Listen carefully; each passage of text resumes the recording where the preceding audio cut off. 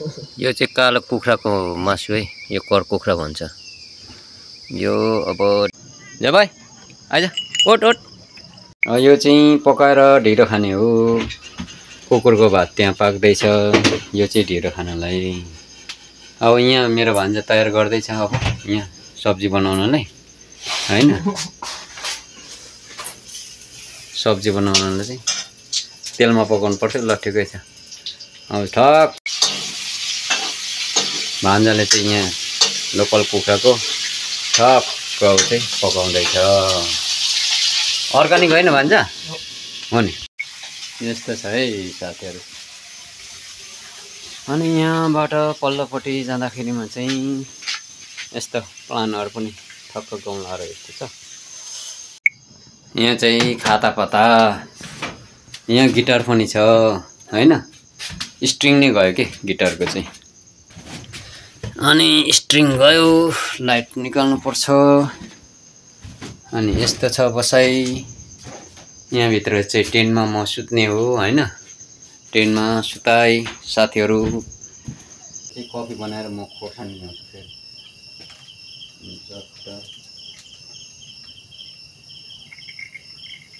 यो चाहिँ made in Nepal. यो कफी चाहिँ नेपालमा बनेको कफी हो।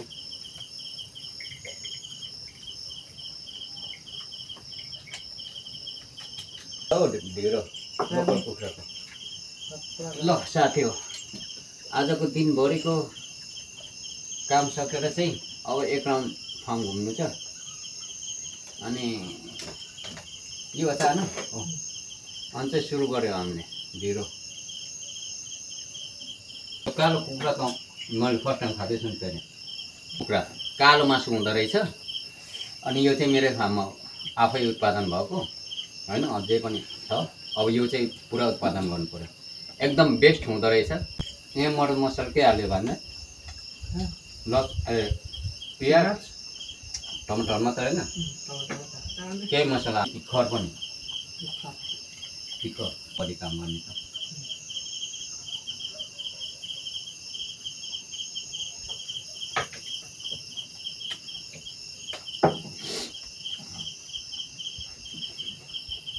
और सुँगुर खोजेन मैंने कर कुखुरा सियो हुँदैन होला। डिएक्सन कफी पनि हुँदैन। त्यही भएको कारणले यदि तपाईहरु भिजिट गर्दै आउनुभयो भने मेरो सानो फार्ममा तपाईहरुलाई स्वागत छ। र मेरो च्यानलमा पनि तपाईहरुलाई सम्पूर्णलाई जसले देख्नुहुन्छ यहाँहरुलाई स्वागत छ। र यो चाहिँ मेरो फार्म हो। मेरो घर चाहिँ बसाइ चाहिँ तल 17 नम्बर हैन।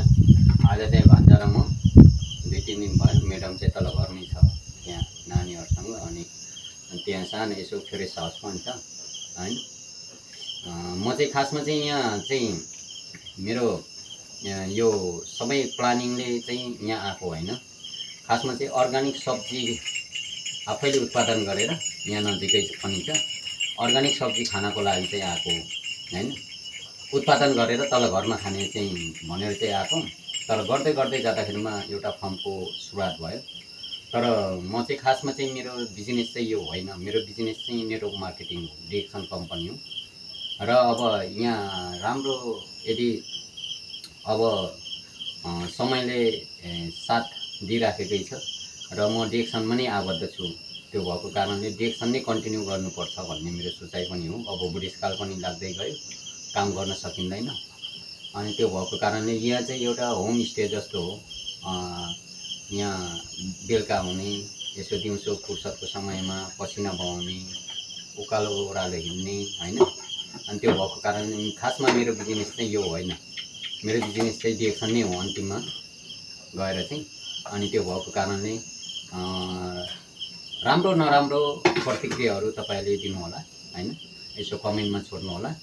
र म चाहिँ के भन्छु भन्दाखेरिमा अहिलेको अवस्था हेरेर अहिले 21 सेन्चुरीमा चाहिँ अब फेरि किन गोठमा बसेको भन्नुहुन्छ होला।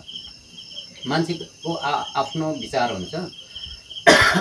ती विचार अनुसार चाहिँ समयले फेरि कोल्टे पनि फेर्दो रहेछ कहिलेकाहीँ। यो चाहिँ लकडाउनले गर्दाखेरिमा चाहिँ म यो यतातिर चाहिँ आएको हैन। त्यो लकडाउनको समयमा चाहिँ यहाँ आएर खन्ने बस्ने शान्त वातावरण छ। त्यो भएको कारणले आउँदै आउँदै जाँदाखेरिमा चाहिँ अहिले अलिकति सानो एउटा फार्म छ। यो चाहिँ फुलबारी भियतनामिज फार्म भन्न चाहन्छु यो चाहिँ। अनि त्यो भएको कारणले कहिलेकाहीँ आउनुभयो भने चाहिँ सुरुवातमा चाहिँ केही पनि थिएन।